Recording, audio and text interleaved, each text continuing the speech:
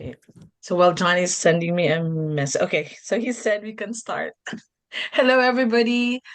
A pleasant Thursday afternoon. Especially saying thank you to all our guests who came on time here in Zoom, and also saying hello to all our guests in Facebook. So for today, we are honored to have one of our newly appointed brand ambassadors, Donna. Mm, Hello, everybody. Thank you for coming to see my beautiful colors. I haven't yet got my dot card because I'm a brand new ambassador, but it's pretty exciting. Um, and these are the colors that I chose. And like most people who are given this task, I don't know, I felt like a child in a dessert bar and I just didn't know where to start. With all those wonderful colors, how was I going to choose? Um, and so then I thought, okay, if I was in a dessert bar, what would be what would be my go-to dessert? And I thought, okay, lemon meringue pie. And that made me instantly think of yellow. So I went to my yellows here and I started to choose them. But um, I thought also one of my go-to combinations was a triad. So a variation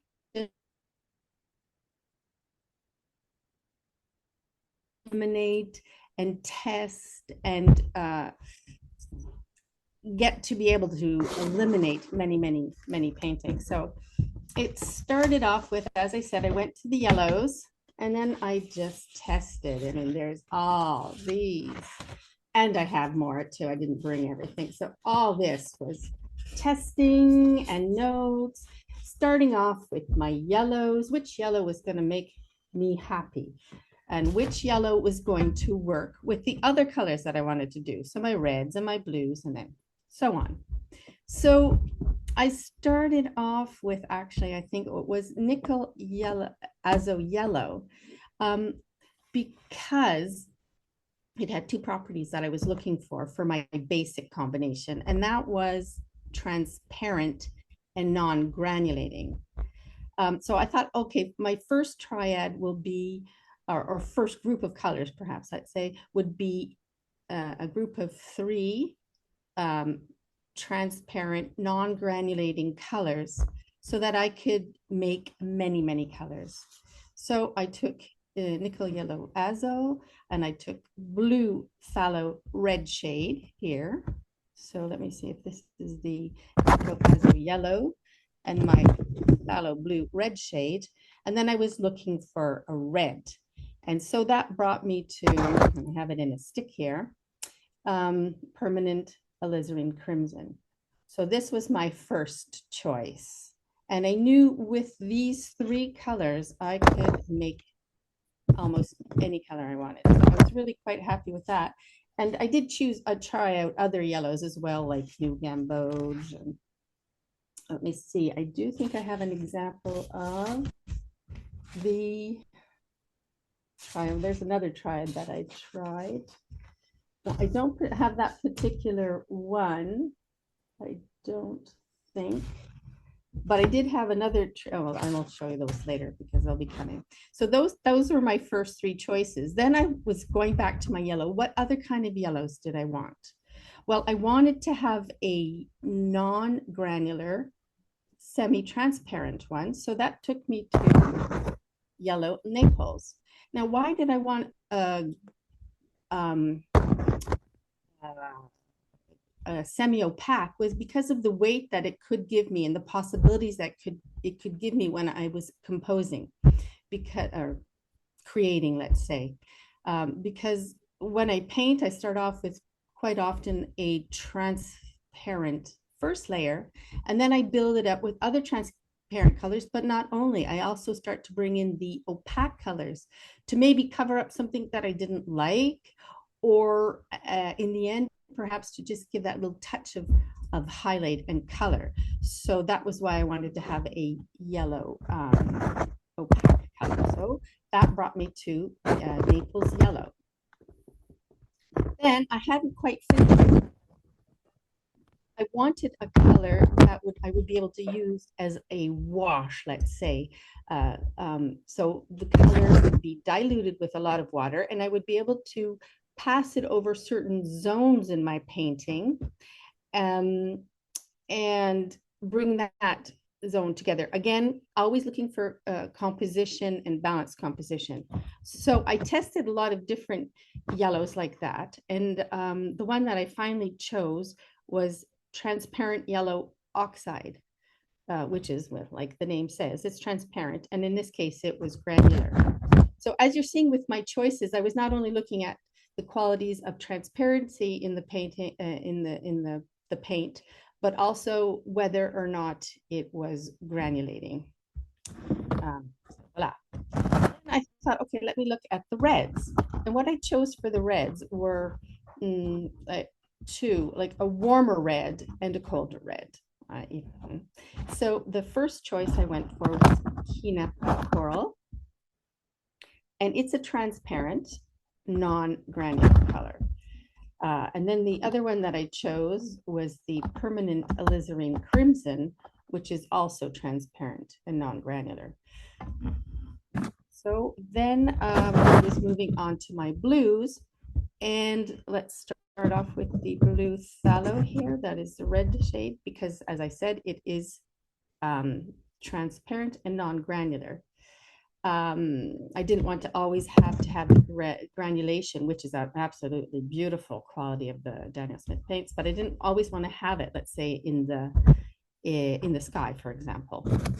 So I did choose the blue phthalo, which is a powerful color, and I loved it.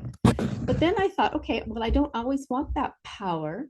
Sometimes I want subtlety if I was going to do a rainy landscape sort of painting. And so that brought me to cobalt blue. Now, this cobalt blue is semi-transparent and it granulates.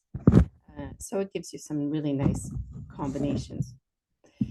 I have a tendency to, let's say, when I'm mixing and choosing my colors, if I just do the three transparent colors, that's no problem. But sometimes I could take two opaque colors and one transparent color, or I could take two transparent colors and one granulating. So I really pay attention when I'm choosing which colors I'm going to mix and I'm painting.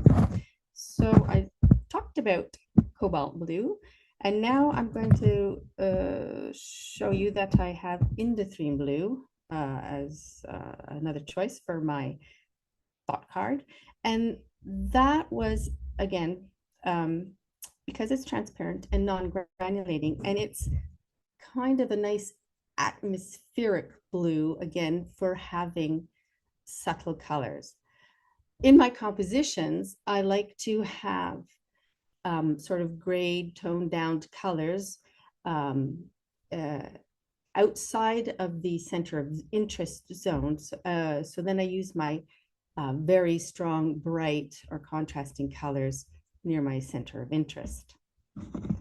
So then that was it with my blues. I mean, well, actually not yet, but I do have a love for the blues. So I probably had, yes, I have one, two, three, four blues, five, as opposed to some of the other colors. I have a little tendency to use a lot of blues. So I then moved on to say, okay, I want an opaque blue. Which one will it be? And well, there wasn't very much hesitation. I went for the King's Royal Blue. That is just a lovely color for mixing with the granulating colors if I want to have a little bit of extra weight. It also is great for little highlights in a more contemporary composition. And that brought me to lavender. And oh, I was hesitating. I was going back and forth. Okay, I'll remove Kings. I'll remove lavender. And I couldn't. So I decided to keep both of them. And they're just fabulous. Again, lavender is semi-transparent and granular, but it allows me to have fun and take risks and let the water do the work for me. So I just really love that. I thought, well, I'm going to go for a little purple as well. So I took the Kina purple. I did try quite a few purples and then finally decided on this one because it's again transparent and non-granulating, and I could almost use it as to replace a red in my combination of colors if I wanted to. Um, it's also one of the colors that I chose because if I'm not working with a triad, so three colors, primary, sort of like the primaries, I like to work with complementary colors. And one of my favorite complementary combinations is yellow and purple. So of course I tested that out, and I do have an example here, I think.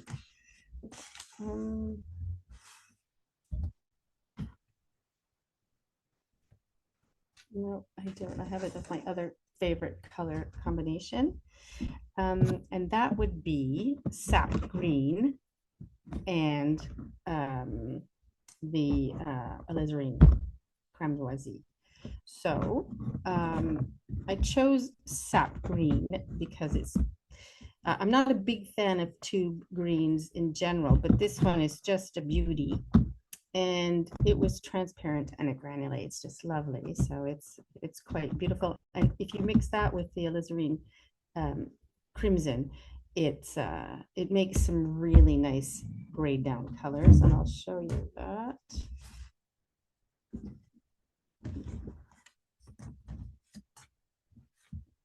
Here it is. So it's this particular brand. So it's, as I said, so it's grayed down colors. So nothing too flashy and really good for lots of nature type of products with paintings, which is one of my favorite subjects. I'll get back to these little things in a minute and explain what those are all about. So then after my sap green, which is definitely a go-to color for me, I couldn't resist green gold. I think there's a lot of us that love that green gold. It can just add a splash of color. And I imagine it's great if I wanted to do some sort of a mossy, naturey scene. So I just could not resist that one. And again, it was transparent and it's not granular. So those were easy choices to make. Oh, and I have to say this one too. Phthalo turquoise. It's a color I've used a lot in the past, and I really do like it on its own or mixed with a yellow can so make some interesting combinations.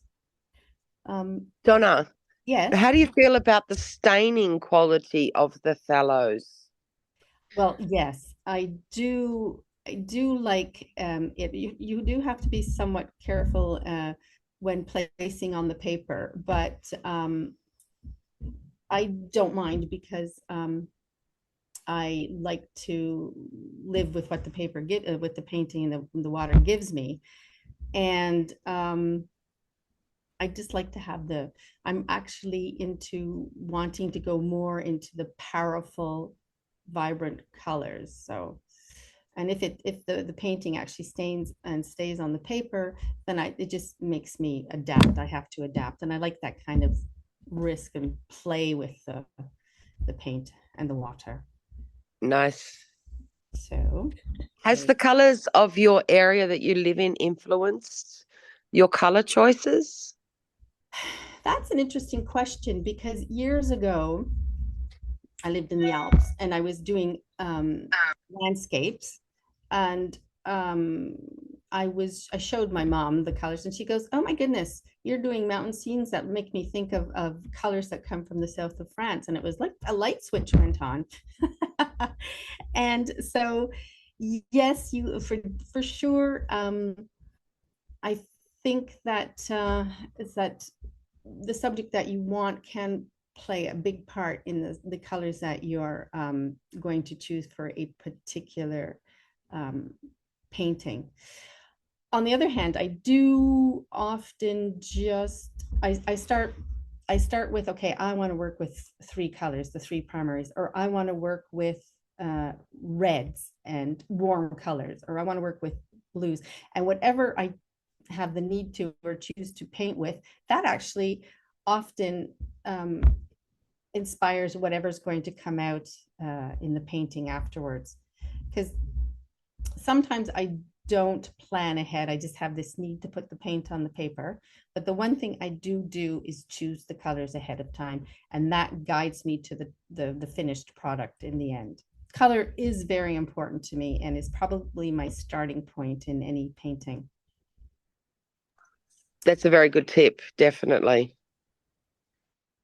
So I was going on. So those are my opaque and transparent colors. And I did want to bring into Primatex because they're just wonderful. And the texture here, I wanted that texture. It was just great. So again, yes, I couldn't resist Lapis Lazuli Genuine, which is transparent and it's a nice bright color. And I thought if I mixed it also with some other colors, that could give me some interesting effects.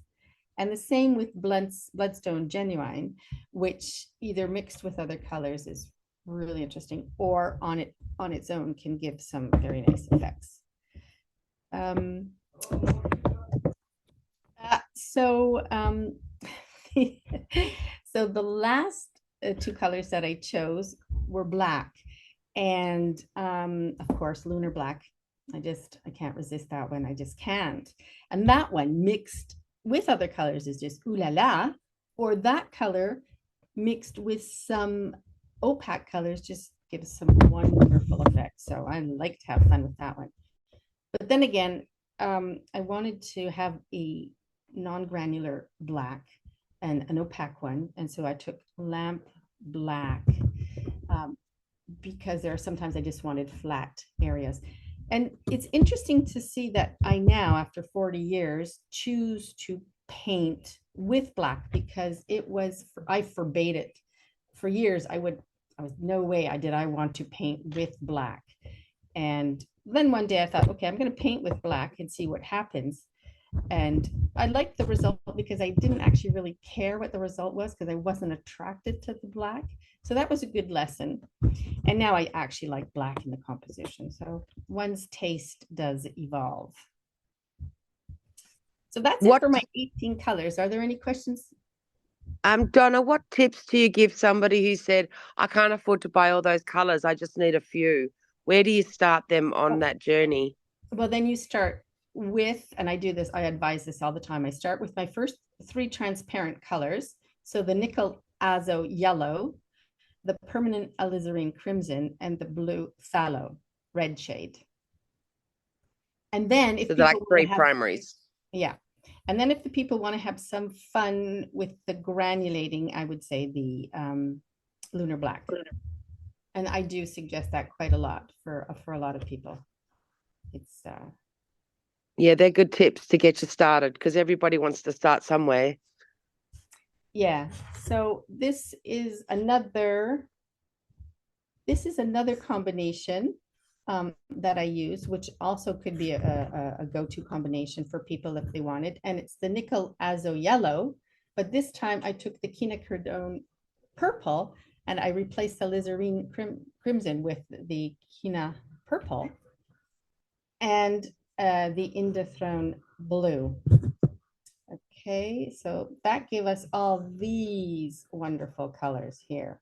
Just wonderful grayed down greens and browns and golds, and there's just so many possibilities. So there was that one. Could you just hold on a minute? My husband has to close the door. Can you hear some noise behind me? Yeah, no, it's okay. Okay. All right. So that's basically it. What I wanted to do was talk about some other combinations I like. Here's yellow Naples, cobalt, and alizarin cramoisi. It's an ooh la la combination too that I don't usually use, but oh, did I like it. It was, oh, these colors are thicker, less transparent. They're almost pastel-y. It's again another combination of the three primaries, and I thought that was pretty exciting, and I will be doing a painting soon with that combination.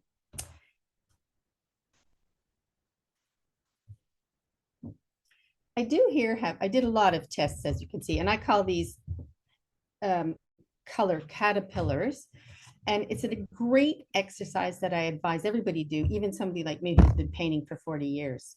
It allows you to pre-test the colors that you want to use on your painting, and also you're painting on a slant. So it also allows you to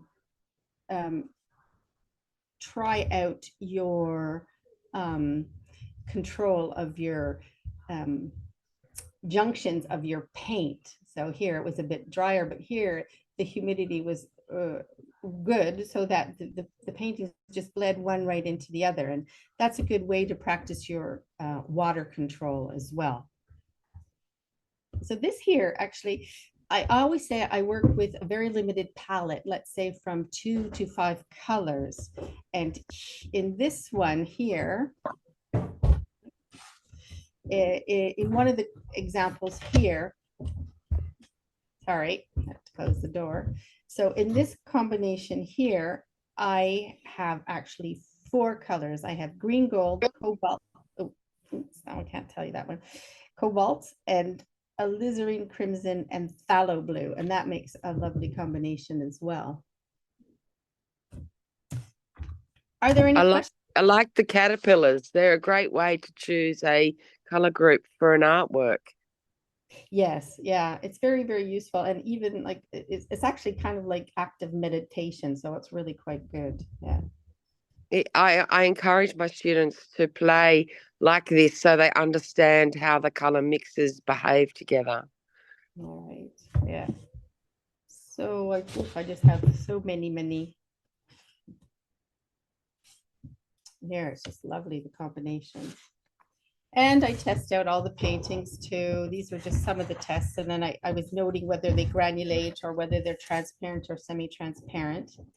And here I was working with some of the more granulating colors and seeing how they were working with a little bit of a sort of like a little wash over top to see if they moved or not. So I think color work for me is the most complex and lifelong elements in composition, that it's like a never-ending learning experience. Donna, do you have any of your artworks with you? I don't. I didn't bring any over in the airplane, actually. I do have one of my books that I edited, that I did, and it shows some of my paintings. So you can see there was a dominant blue painting.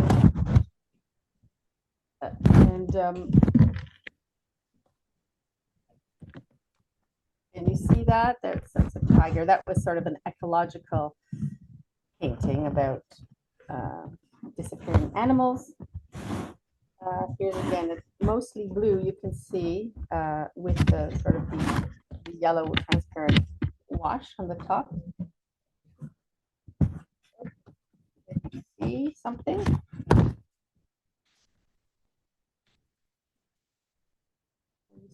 Donna, is your book available? Is my book available? Yes, it is.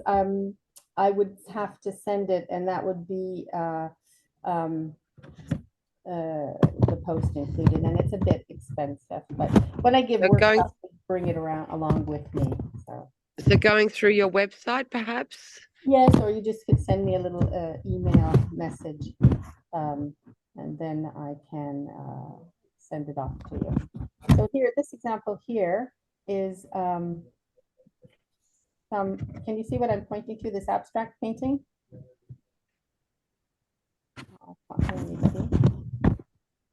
The classic triad. Yes, so there's the opaque color, that's quite nice.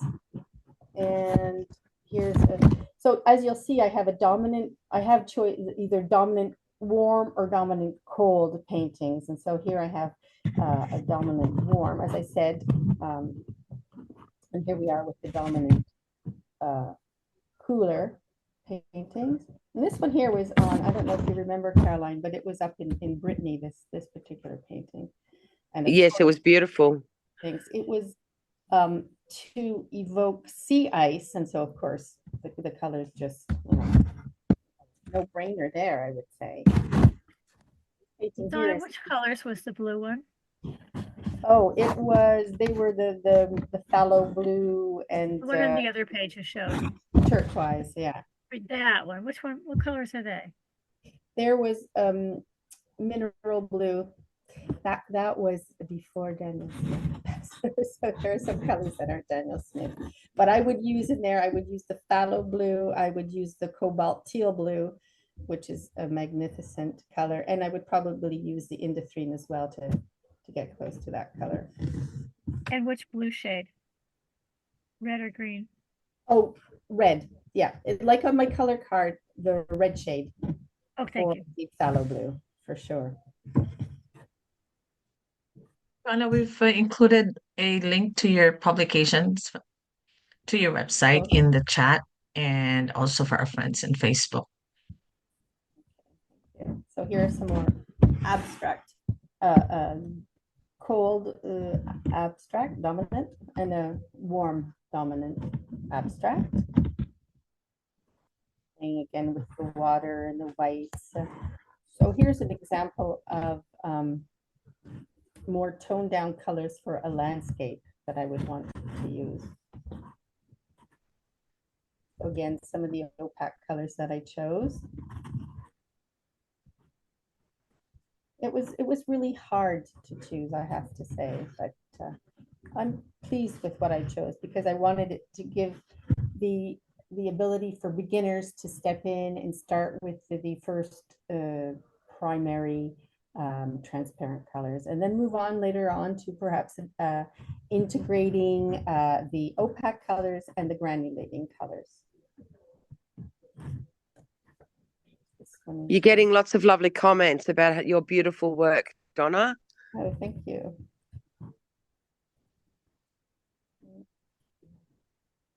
I'm very color, it's very important to me, color. I'd say for me, it's the most important element in any composition. So it's good to work with good quality paints.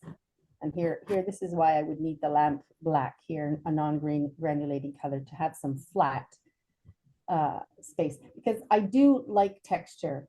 I love texture, and I can, well, of course, granulation is part of the texture, as is watermark, which I love. And if I go too crazy with too much texture, then I need some flat areas, and that's why the non-granulating colors are important. And here, of course, we have granulating colors. Donna, what size are most of the works that you're showing us? They're beautiful. Oh, thanks. Well, this one's a small one. Oh, okay, this one here is a small one, and it's in centimeters, so 17 by 24. This one, these black gray ones here, where did they go?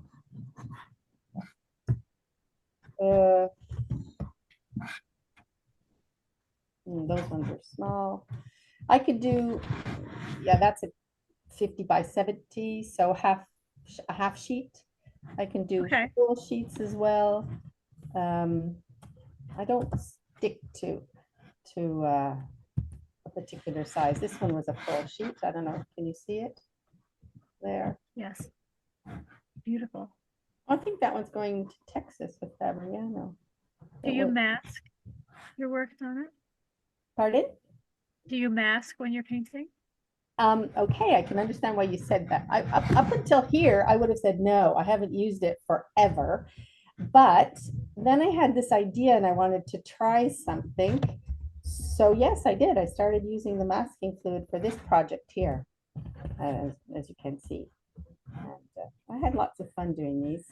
And this one, again, was a full sheet, and so is this one.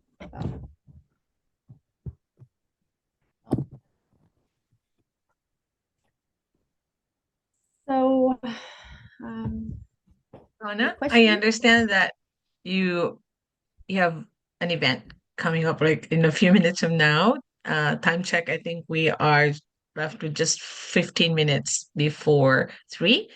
So I think we just want to say thank you again for joining us today. Um, I know you are not at your base, but you still, you have your tubes, and you gave your best in spite of the short notice. Yeah, I And normally thank you like to so have much it. for the generosity. We will be in touch with Donna. We are most likely to ask your help, Donna, for those swatches on your left, the caterpillars. Do you call it caterpillars? I call them my watercolor color caterpillars. Yes, yeah. Color caterpillars. So we will request Donna's help to um share it on socials. If not, we'll just get scans like high resolution images of the caterpillar swatches and we will post it for your reference. I think a lot of our friends today discovered new colors and much more if they get to see the listing of the colors from those caterpillar swatches. So thank you so much, Donna, and to your husband, Christoph, for helping us today. It's gonna have a cramp Have in a his arm now. wonderful. Yeah, I'm sorry it's not technically perfect. I do like to have it all well set up, but well, vive la spontanéité. You're so Fantastic. generous with your. Sorry, was it Caroline? Yes, I just said thank you so much. That was great. Yes, Okay, thank well, you, Donna. thank you. Thank you, Donna. Okay, thanks. Bye. Bye. Thank you. Yes, very good show. Thank you, Donna. And so Very we have the remaining, so we let Donna go. Thank you, And Donna. on screen, Who do I you leave? get on screen now, we have, of course, Giovanni and Letty. Oh. So Gio will explore Donna's colors. I think Gio, of course, will have the colors from tubes and sticks so that we get to see the difference. There shouldn't be much of a difference, but over to you now, Gio. Okay, thank you, Ether, thank you, Donna. And now I'm starting with the mix with the half pan. Okay, this the first sheet is Naples yellow with the blues for create this beautiful gray-green shade. The first is lapis lazuli. The second is King Royal blue. The third is cobalt. The fourth is tallow blue red shade. The last is lavender, and create this perfect cool gray green shade. Okay, and the second sheet is the queen coral with the blues. Okay, starting off pan and starting with the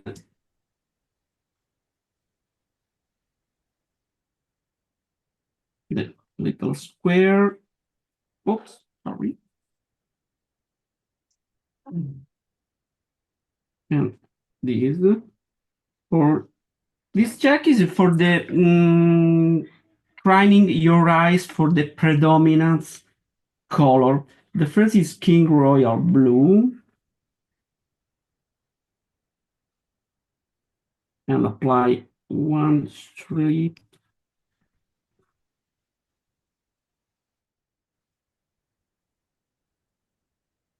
And check the predominant color one inside another. And the mix, starting with King Royal blue before and Queen Cora after.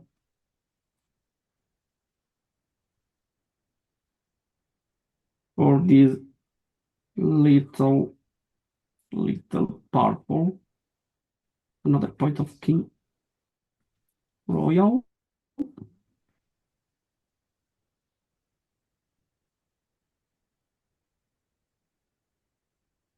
And create this beautiful shade.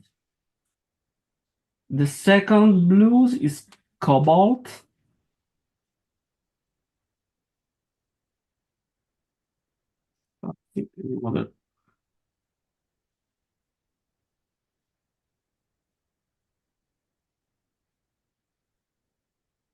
This exercise is most important when you try before the trying the mixes. Oops.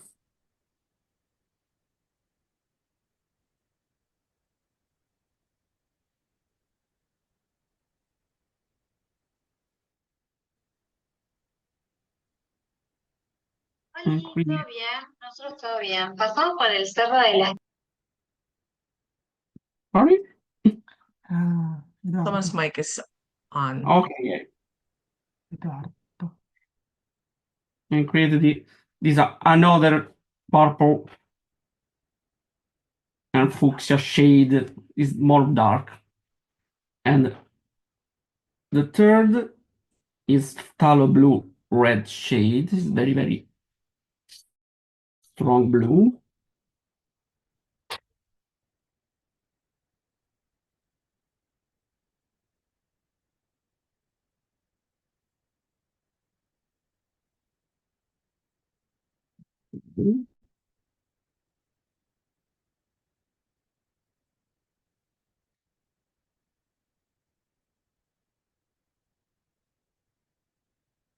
And in this case, for example, the phthalo blue red shade is very, very strong. Starting the mixes with the red before. It's little dirt, sorry. Let's start it.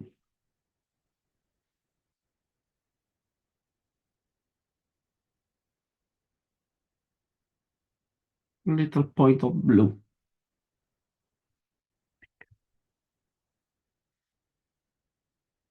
And try, for example, now the same color with the sticks.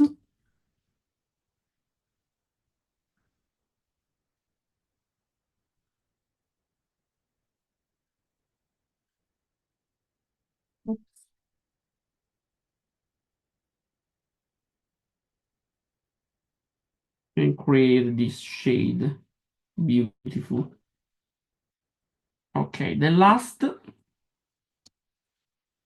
create sticks is with lapis lazuli, quincora with lapis.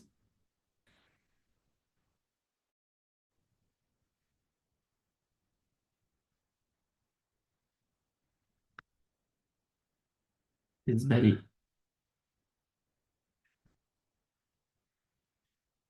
very light, this color.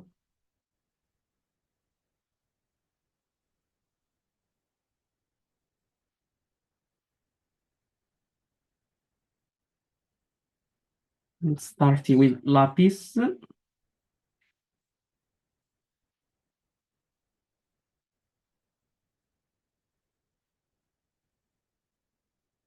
little point of queen coral.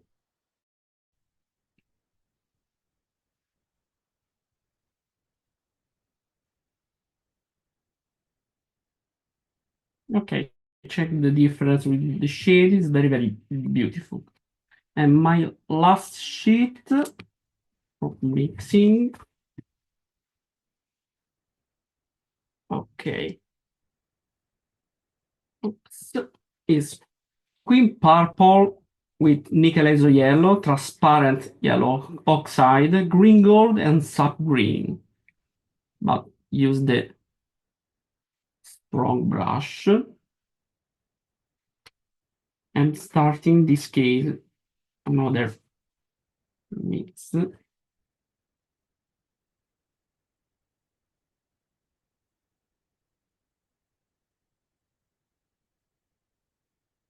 Okay.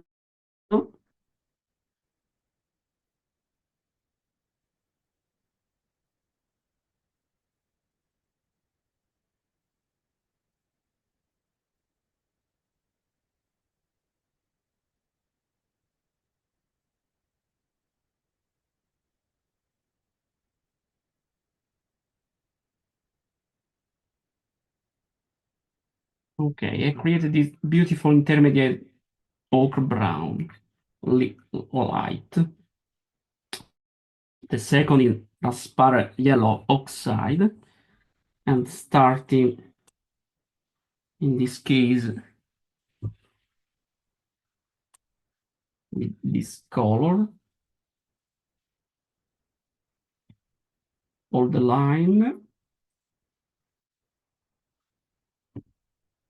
and little point of green purple.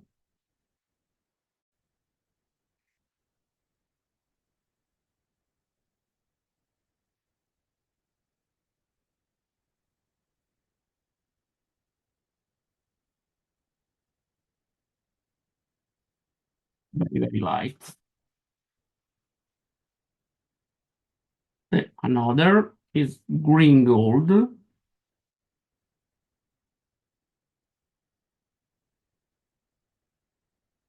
Starting all the line with green gold, this beautiful green.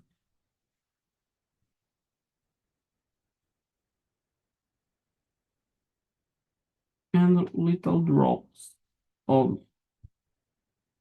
in purple.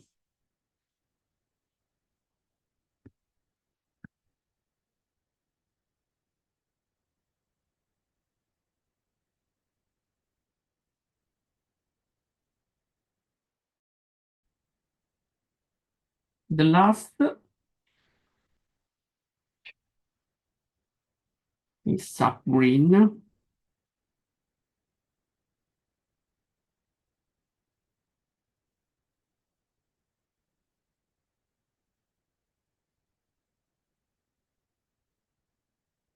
With purple for more strong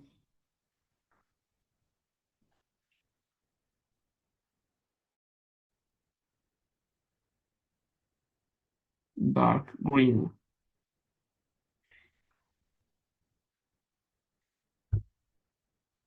Okay, and the last mixing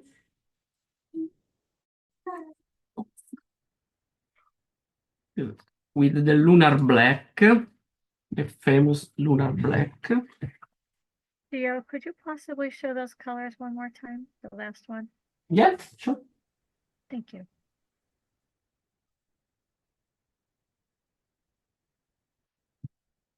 Okay. Yes. Thank you. You're welcome. And use the lunar black wet on wet. So we change the paper.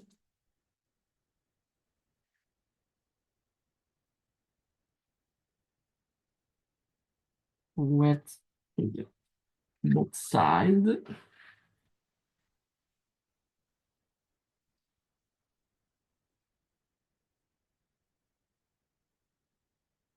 Okay.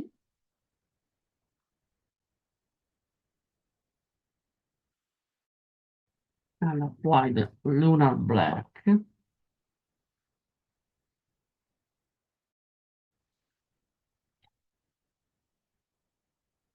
Very beautiful.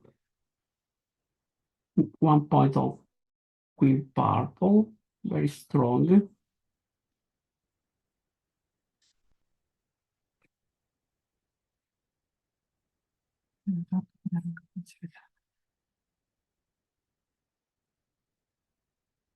Del nichelezzo.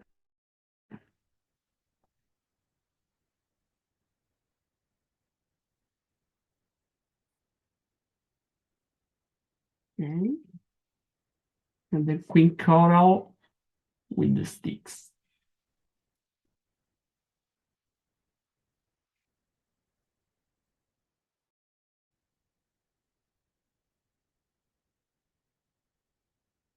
And the last is one blue, is cobalt.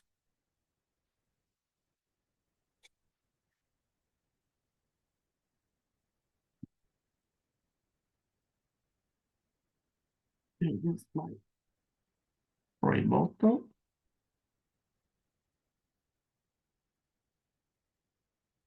Moving with the water.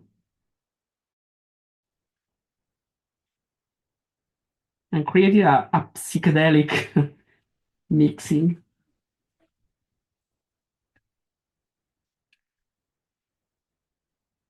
Okay. Thank you, Ether. Thank you, Donna, for the good selection. Thank you, Gio. Let's check if anyone else followed along Donna's what Giovanni's color swatching today.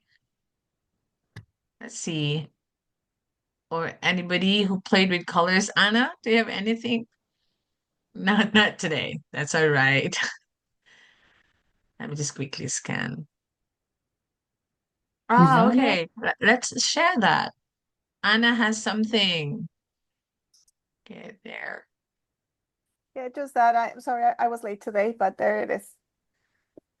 So hopefully I can catch the YouTube video again.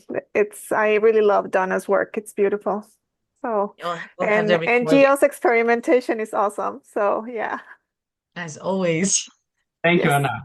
Anna. So thank you. Thank you, Anna, for sharing. And yeah, thank you everyone for joining us again on Thursday Live. The recording from today's session will be up on YouTube, like most likely on a weekend or Monday next week. Mhm. So you can still follow Donna's color inspirations and explanations, how she chose the colors on her dot card. For tomorrow, let's just right there. So tomorrow we will have a returning guest artist. In fact, she's with us. She's in the room today. It's gonna be Lowell Kathman. There. Say hi, Lo. Lo is from US and she will be sharing about our beautiful walnut ink and watercolors combined. All these two in her artworks. If you haven't followed Lo, you can. She's all set for tomorrow. Look her up on IG and you are to see some of her recent works done with our walnut ink and watercolors. So there you go. See you tomorrow at 10:30. Thank you. See you tomorrow. Thank you, Thank you. everyone. Thanks, everyone. Bye. Bye-bye. Thank you. Bye, Thank you. everyone. Everyone.